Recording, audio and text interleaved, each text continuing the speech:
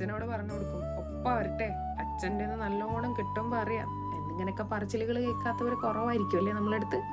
അച്ഛന്മാര് മക്കൾക്ക് വില്ലന്മാരായിരുന്ന കാലങ്ങളായിരുന്നു കുറച്ചു കാലം മുമ്പ് വരെ. എസ്പെഷ്യലി നമ്മുടെ 90 കിഡ്സ് ഒക്കെ. അച്ഛന്മാര് ദൈവം ഉണ്ടാക്കിയത് തന്നെ കുട്ടികളെ തല്ലി നന്നാക്കാനാണെന്ന് വരെ അന്ന് ഞാൻ വിചാരിച്ചിരുന്നു, കരഞ്ഞിരുന്നു. ഇന്നത്തെ കുറെയൊക്കെ മാറിയിട്ടുണ്ടെങ്കിലും പക്ഷെ അന്ന് പരീക്ഷ പേപ്പർ കിട്ടിയാൽ പിന്നീടുള്ള ഫീലിംഗ് ഒരു നൊസ്റ്റാൾജിക്കാണ്. പിന്നെ കൊണ്ടാലേ തീരൂ അതിന്റെ കടി.